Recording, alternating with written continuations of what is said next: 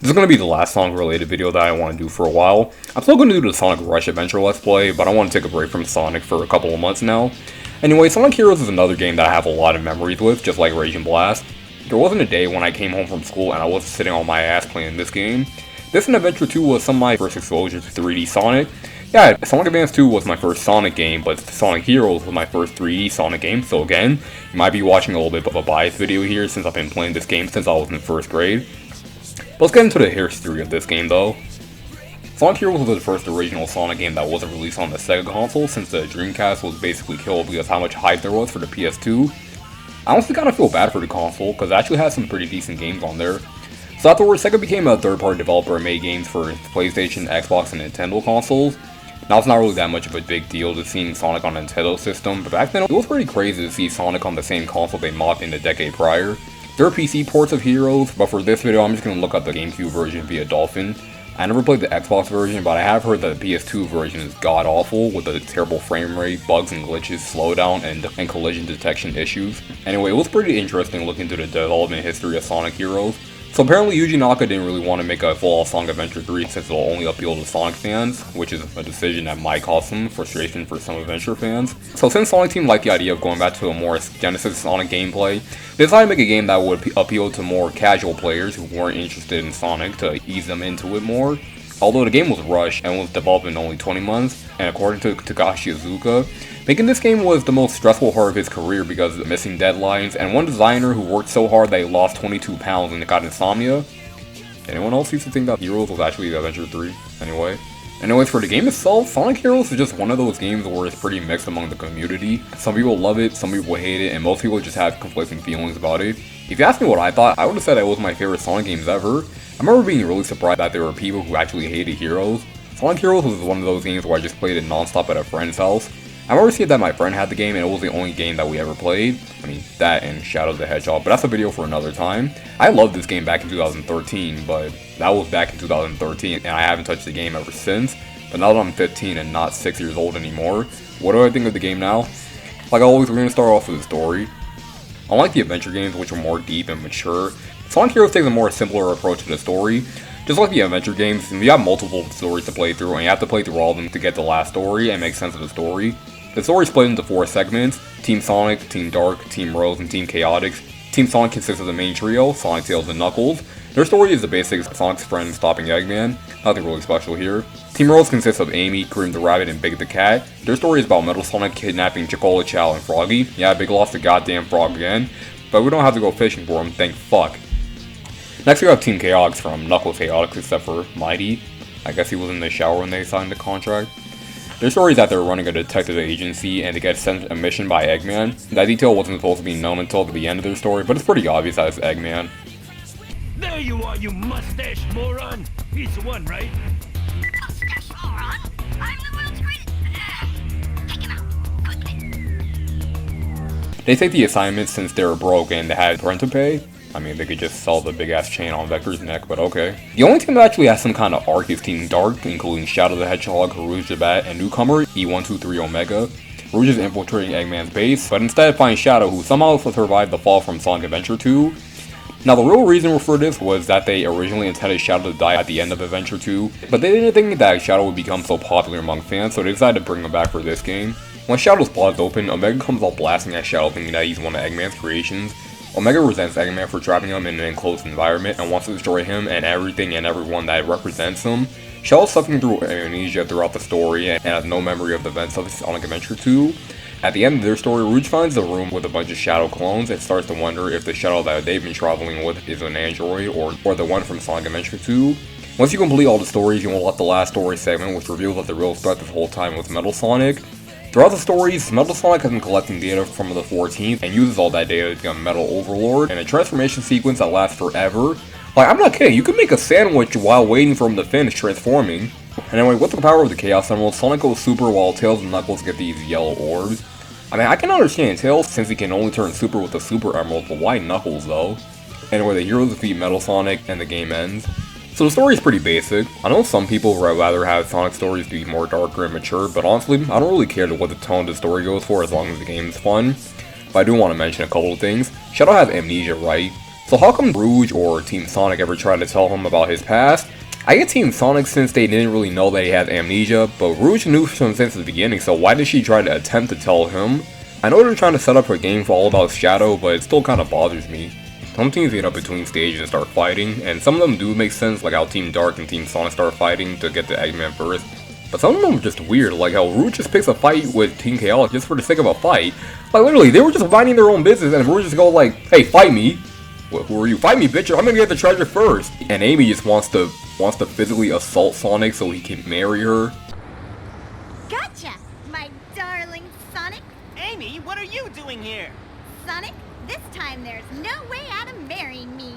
But that's really the only problems I have with this pretty simple story. So like I said before, the game was split up into 4 teams with 3 characters in each of them. They all play exactly the same, so that makes it easier for me to review since I don't have to look at multiple different gameplay styles. Anyway, each character is divided up into 3 gameplay styles: Speed, Power, and Flight. Speed characters are Sonic, Shadow, Amy, and Espio. They're all about going fast. They can jump from wall to wall and make tornadoes. Sonic and Shadow are basically clones of each other since they both have the same moves like the light speed dash, which works exactly like it did in Adventure 2, but it can be a little bit finicky at times. If you're not directly behind the trail of rings, then you only dash through 1 ring. I always get really tense whenever there's a trail of rings over a bottomless pit because I always feel like I might accidentally do the rocket excel or the tornado spin. The rocket excel, which I hear a lot of people call it useless, but when you get all your teammates behind you, you can gain a lot of speed with this move. Amy and Espio have some skills that the other 2 Hedgehogs don't, like how Amy can spin her hammer in exchange for wall jumps, but I never really use this. And Espio can turn invisible, which is a little bit better, but it's pretty situational though. The flight characters are Tails, Rouge, Charmy, and Cream. Their speed are cut down tremendously, but they have a higher jump and can do the Thunder Shoot attack, which can one-shot enemies when they're fully leveled up, and they can levitate for a couple of seconds. All flight characters work the same, except Charmy can activate flowers because he's a bee. That's just leave it with the power characters: Knuckles, Omega, Big, and Vector. Their job is to smash everything that moves, and they're pretty good at it. Every power character controls the same, but I think my favorites have to be Knuckles and Omega, since Knuckles can unleash a bunch of fireballs when he's fully leveled up, and the attack is widespread, so he can destroy anyone in a 5-mile radius. And Omega has these missile barrages that can decimate robots, and it's a pretty cool visual too. I also really like Vector's body smash attack, since it's pretty fun to spam and it decimates boss fights. You can switch between each character on the fly by pressing either X or Y. You can also switch characters to either make gaps or raise a pole, or you can go off to be the pathway to find rings, shields, extra life, and level up capsules. Speaking of the level up capsules, each character levels up 3 times. You can find level up capsules in random enemies or other capsules. So all 3 characters are fully leveled up, bosses and enemies pretty much become your bitch, although when you die or move on to the next level, all your stats reset. I can get why after death, but how come it resets after you move on to the next level? I guess since all the level up you get throughout the stage tallies up to your total score and your level screen. I mean, yeah, it's a weak theory, but I don't know, you come up with something. When you collect enough rings or destroy enough enemies, you fill up your team blast gauge. Each team has a different team blast, and each of them have a different cooldown effects. Team Sonic's team blast is called Sonic Overdrive. That actually sounds like a pretty cool name for a racing game. Anyway, Tails and Knuckles kick Sonic into the air and have him do the light speed attack on enemies. Their cooldown effect is that Sonic can still do the light speed attack until the cooldown period wears off. Team Dark's team blast is called Chaos Inferno. It has Shadow doing chaos control while Omega shooting the lasers in all different directions. The cooldown effect is that now time is frozen, which means you can destroy enemies with ease, but it's not perfect since it also stops stage progression, so you can just get stuck in some places. Team Rose's team blast is called Flower Festival. Big spins Amy and Cream around on his umbrella and creates an explosion of flowers. The team gets some temporary invincibility shields and each member gets a level up. Team Chaos Team Blast is the best in the game. With the power of singing obnoxiously, they can destroy everyone around them, and each enemy destroyed gives you a ring bonus. And the cooldown effect is that every robot you kill counts as another ring bonus, so not only can you farm rings and lives, but you can have another Team Blast rhythm to unleash by the time the cooldown period wears off. There's a lot of these keys hidden all around the stage. These are how you access special stages. You find them somewhere around the level, and you have to beat the rest of the level without getting hit or dying, or else you lose the key. Once you beat the level, you get into the Act 1 special stage. This is a place where you can get more lives, and that's pretty much it. It's kind of pointless since it's already pretty easy to get extra lives in this game. Now that I think about it, I never really got into game over in this game. I've had a lot of deaths, but never a game over. Anyway, the Act 2 special stages is where you can grab a Chaos Emerald. You grab all these orbs to develop your boost gauge to catch up to the Emerald, and if you get the Emerald, it's yours and you have to collect all 7 of them to beat the game. Alright, it's time to talk about that elephant in the room. If you've seen any video of Sonic Heroes, then you know exactly what I'm about to say, so I'm just going to say it right now. Fuck these special stages. The controls are way too finicky, and it's so easy for characters to run up the side of the walls like a hyperactive 5-year-old on a sugar rush. And if you get hit by those goddamn bombs just once, which is pretty easy to do, you better just forget about getting the Emerald. Actually, this might be a great time to talk about the controls in general. So, the developers must have thought that you weren't going fast enough in the adventure games, because in this game, you go from 0 to 100 in a second. You go so fast in this game that you become so hard to control, and you slip off platforms all the damn time. I always get really tense whenever I have to do platforming with a speed character or on a narrow surface, because I feel like I'm going to slip off because I'm going too fast. I know Sonic games are all about speed, but you need to find a balance. The adventure games got it right, so what happened here? I always switch to the flight characters because, yeah, they're slow as shit, but I don't have to worry about them slipping off of platforms because I was going too fast. For the power characters, you don't really have to worry about them slipping everywhere when you're playing as Vector and Big. But for Knuckles and Omega, I swear they have butter underneath their shoes because they slide like 15 feet every time they throw the simplest of punches. I feel like Omega's a little bit more slipperier than Knuckles, but still, I said that I like the missile barrages that you can do with Omega and the fireballs with Knuckles that you can do when they're fully leveled up. They have to do their melee combat first, which means you can start slipping and sliding and possibly falling. When I'm on smaller surfaces, I usually just do their air combat so I don't accidentally shit rock myself to death. Alright, let's talk about the teams themselves. Each team represents a difficulty. Team Sonic is the normal mode, Team Rose is the easy mode, Team Dark is the hard mode, and Team Chaotix is... I actually don't know. Honestly, the game isn't really that hard for either team, just that the stages can go on for a long time. Levels that can take Team Rose 2 to 5 minutes to beat can take Team Sonic or Dark 8 to 10 minutes. I also don't understand how it can take this long on these stages and still come out with an A rank. Anyway, I feel like Team Rose has the most comfortable stage length in this game since you can beat their levels in about like 2 to 3 minutes. Team Sonic and Dark though, they can be a little bit tiring since their stages, mainly during the latter half of the game, can get pretty long at times. To be honest, I don't really mind long stages. I mean, you guys know how much I love Sonic Unleashed, but the difference here is that the level design for all the teams are the same. Some teams will encounter something that the others won't, but they're pretty similar, and since the gameplay never really switches up, it can get pretty exhausting by the halfway point.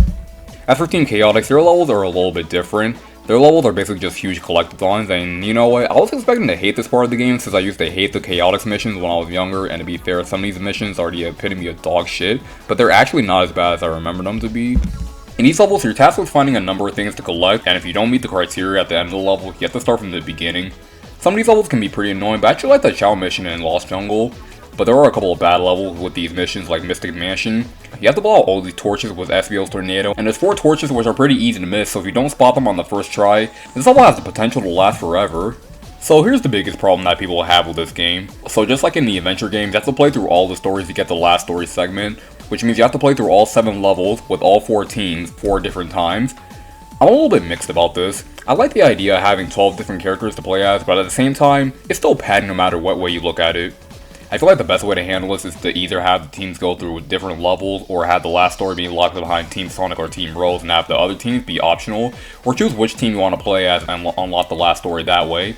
But that's just me though. I don't really mind it that much, but I can see why people can't stand it, because unlike the adventure games, which will have other characters go through their own stages, here it's just padding out the gameplay for a story that could have been resolved with Team Sonic. For the levels themselves, Sonic Heroes has 7 levels with 2 acts in it, and ends off with a boss fight, kind of like a classic Sonic game. Some of my favorite levels in this game are Grand Metropolis because there's a lot of ways to get to the goal ring, and it uses the team mechanics to the best of its abilities, and it makes traveling through that stage pretty fun. I also like Frog Forest because it's just simple platforming from start to finish, and I also really like the music in that level. But although there's a lot of great levels in this game, there's also a lot of levels that can seriously fuck right off! First there's Bingo Highway. I know a lot of people bitch about this level all the time, but I just can't help it. The pinball physics are dog water, you're completely uncontrollable, and since there's a lot of places to fall through in this level, you're gonna be dying a lot, and the camera angles can be awkward as fuck too. Like, look at this, why can't it just give us an over-shoulder view like Casinopolis back in Adventure 1? And your teammates can die too, which means you have no other way to progress, so you have to die, or if you have a Team Blast, you can just do that, so you get the other character back. And the collision detection is really off too. And I don't know if it was just me, but I swear that it's impossible to dodge a laser at the end of Final Fortress. Every time I got to that part with any team, I would always get blasted no matter what I did. So what I would do is when the laser is getting close to firing, I switch to the flying formation so I can jump over it, and 75% of the time it usually works. Still, I see people passing this part all the time in walkthroughs, so I don't know why it's doing it to me. The only reason I could think of is that Nintendo knew that we were emulating their game, so they tried to glitch them out so we wouldn't be able to beat them. Fucking douchebags. If you have a friend around, you can play the 2-player mode in this game, but it's not really as fun as Adventure 2's multiplayer though. There's more of like action races, battle, and ring races, but you can't even play them all unless you get all the emblems. Yeah, emblems are here again. For every 20 emblems you get, you unlock a new mode. You can only unlock all the modes if you collect all 120 emblems. You get emblems from completing a stage normally, but you can also get them from completing a challenge version of the stage, like beating the level in under 4 or 5 minutes or collecting a certain amount of rings. I might try to get all the emblems in this game someday, but maybe not now. I think the last thing to talk about for this game are the bosses. The boss fights are mostly okay, but the team battles are just pathetic. Like I said before, some teams meet up in their own stories and then fight each other. Here's a faster way to beat the bosses. Switch to the flight formation and just spam the thunder shoot, or switch to the speed formation and just spam the tornado spin.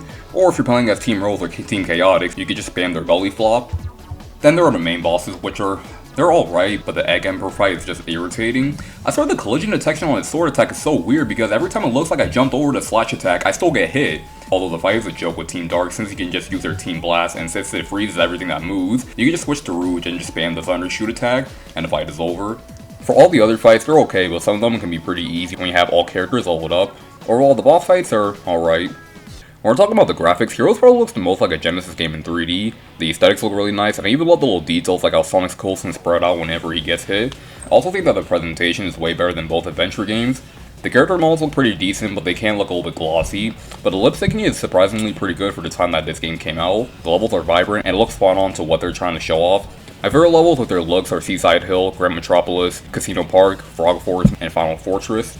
I mean, there are some weird graphical glitches, like how whenever characters aren't talking, they just don't have mouths. You know, that just always looked weird to me even when I was younger, and now I can't even watch this cutscene anymore without looking at Aiden's eyes flickering like a light bulb. This game's a lot more glitchier than I remember it being. I didn't run into a lot of glitches, but enough for me to just laugh at them. Like here, I was fighting Team Sonic as Team Rose, but then I just fall through the floor for some reason. Then there's this part at Royal Canyon where I accidentally body slammed as Vector here, and I got stuck until the game just decided to kill me automatically. The worst glitch happened to me during the final boss when I homing attacked at the boss, and somehow I got hit. I beat the boss, but then I died, so I had to do it all over again. Some stuff like this can happen too. Time for you to get that chafing power. Hello? Yo, why is Sonic sticking his... What? He's sticking his wiener and tails! Sonic, what are you doing? It's actually happening! The Sonic X Tails!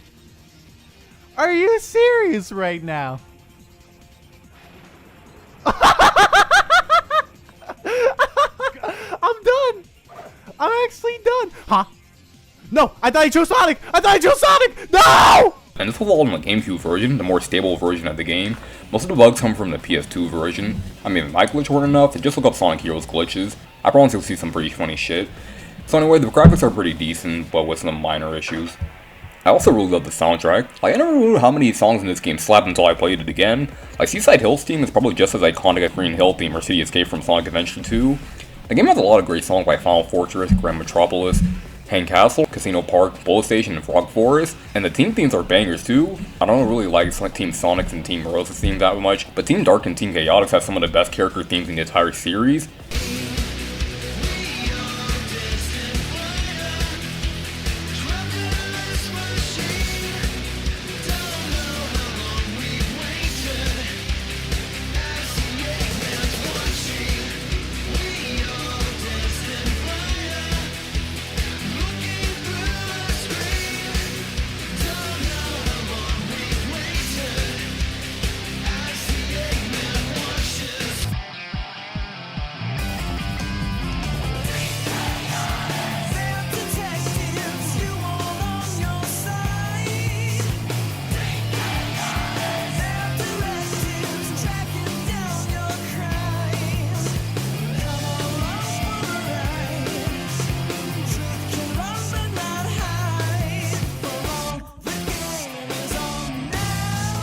And I kind of miss when characters would have had their own unique theme songs to them.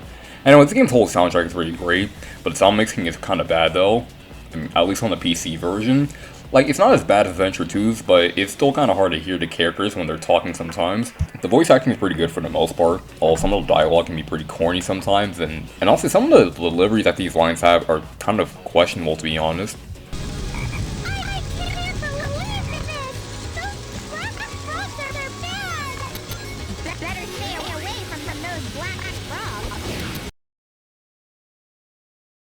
This is also the first Sonic game to have characters speak to each other during gameplay, and some of the lines can be pretty funny. Some of them can either get really annoying or just characters pointing out the obvious. My head's spinning. This is making my head spin. Feels good. Like Charmy constantly saying there's so many of them during robot bosses, and Tails really loves saying how much his head's spinning or how he's falling. Like, he says it so much to the point where it's a meme now. Like, it's funny the first couple of times, but after the third time, it gets pretty goddamn annoying.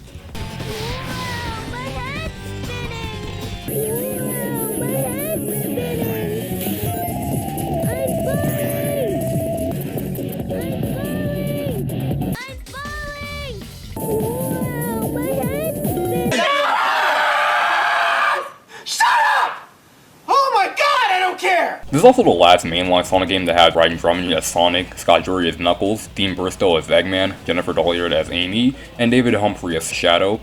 I know there's a lot of voice actors that I missed, but I really don't feel like going down the list. But Tails has a new voice actor in this game, William Corkery. It's a fate? And he sucks. Like, I know it can't be too harsh since it's a kid voicing him, but the kid's an adult now, he can handle it, it's trash.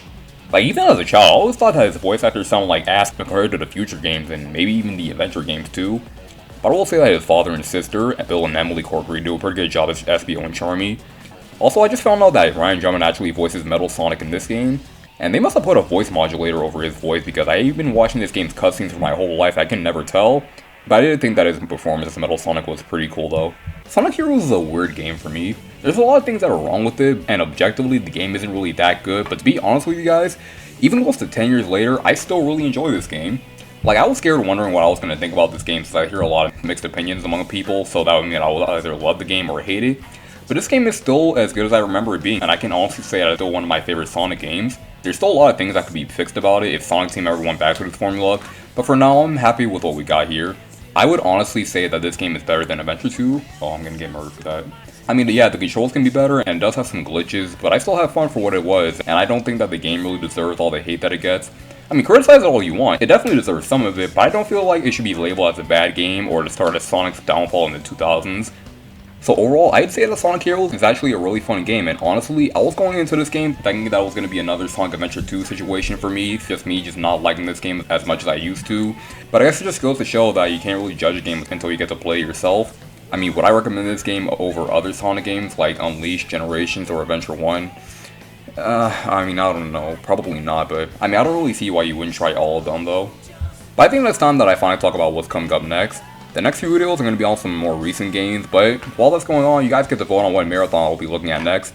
The choices are going to be Uncharted in celebration of the movie, Sly Cooper since I've already done Ratchet & Clank and Jak and Daxter, but also because the series is turning 20 years old in September, and Crash Bandicoot since I already talked about the Spyro trilogy.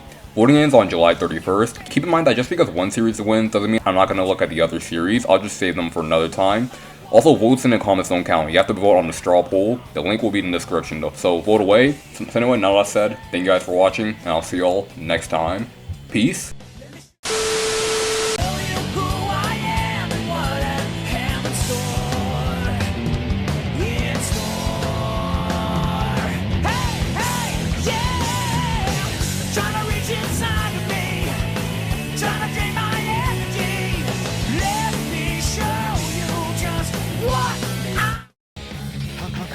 This altitude already. Flying this high makes me dizzy. You're a bee. You're supposed to be used to fly, aren't you?